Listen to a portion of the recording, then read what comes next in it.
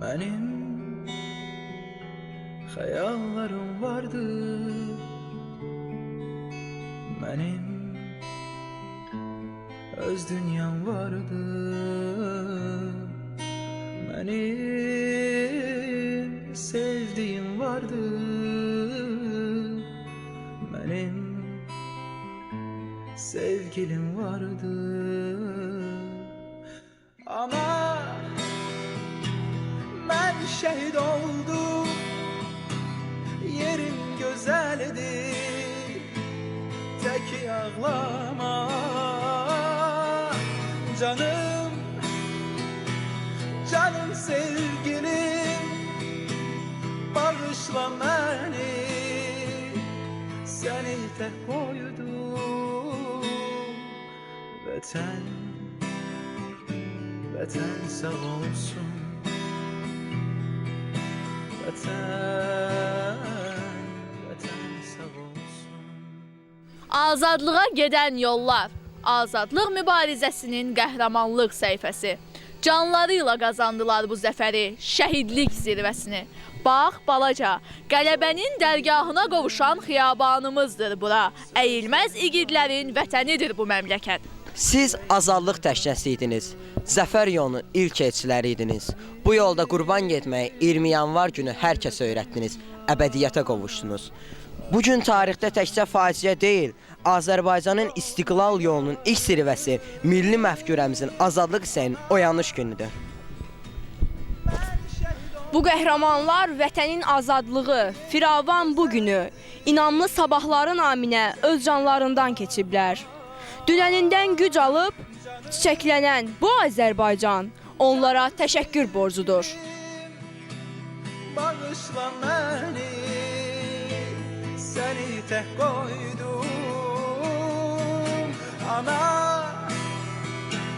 mən şəhid oldum, yerim gözəldi, tək ağlar. Bax balaca, onlar sevgi nağılı yazdılar. Dünyanın ən güclü məhəbbət dastanını.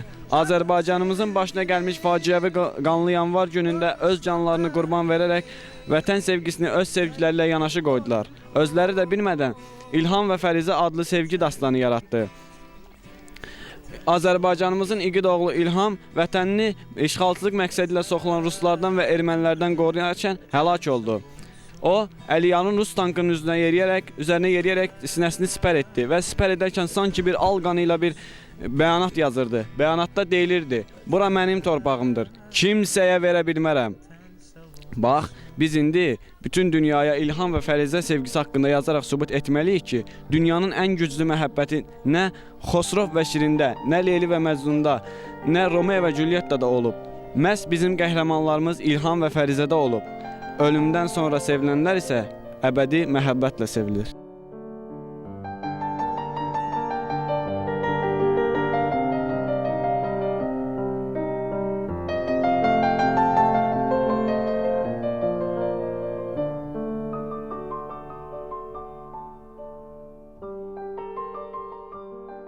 Bax balaca, gördüyüm bu məzarda uyuyan şəhidimiz Bakıda hərəkat iştirakçılarından biri Zahid idi.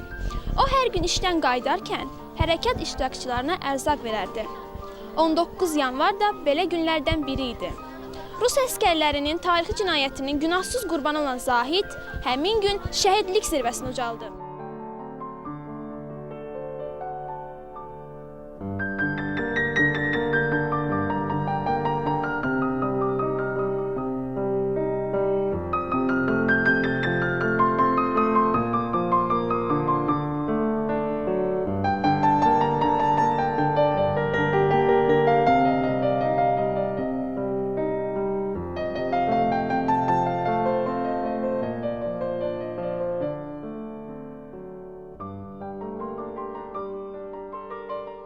Təbriz Xəlilbəyli 1964-cü ildə dahi şairimiz Xəlil Rza Ulutürkün ailəsində anadan olmuşdur. 1981-ci ildə məhz bizim Mikail Müşfiq adlı 18 nömrəli tam orta məktəbin məzunu olmuşdur. 1991-ci ildə ermənilərin Qarabağda törətdikləri vəhşiliklərə göz yuma bilməyərək könüllü surətdə ora yola düşmüşdür. Onun döyüş yolu qısa olsa da öz qəhrəmanlığı və igidliyi ilə böyük ad-san qazanmışdır. 1992-ci il Qarabağda gedən döyüşlərdə qəhrəmancasına həlak olmuşdur.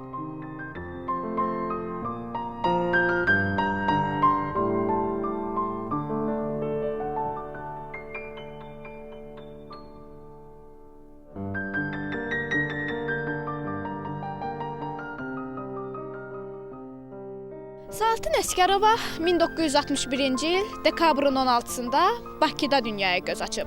O, Mikail Müşfiq adına 18 nömrəli məktəbi əla qiymətlərlə bitirib. İlk vaxtlar hərbi mövzuda yazılar yazıb. Tez-tez cəbhəyə gedər, qorxmadan ermənilərin kəndlərinə gedərək onları yanlış yoldan döndərməyə çalışırdı. 1991-ci il yanvarın 9-da ermənilərin puskusuna düşərək qətlə yetirilmişdi. Ölümdən sonra Salatın Əsgərovaya Azərbaycanın milli qəhrəmanı adı verilib. Salatın Əsgərova, ilk qadın şəhid jurnalist. Məncə Salatın Əsgərova öz ölümündən sonra Azərbaycan qadınına münasibəti dəyişdi. O sübut etdi ki, Azərbaycan qadını gözəl olduğu qədər mübarizdir, qəhrəmandır və fədakardır.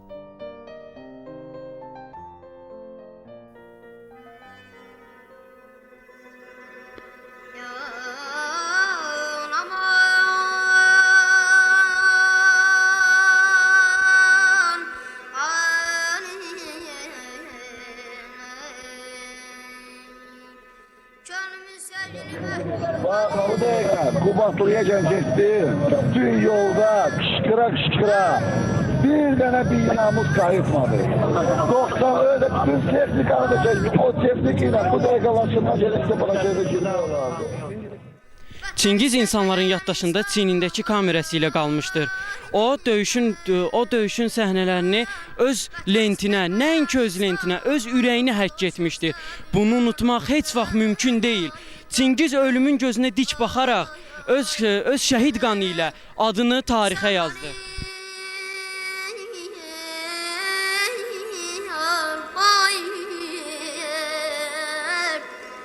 Sən mənim köksümdə çarpan ürəksən, mən sənin köksündə kiçik bir zərrə, mənə qanat verən,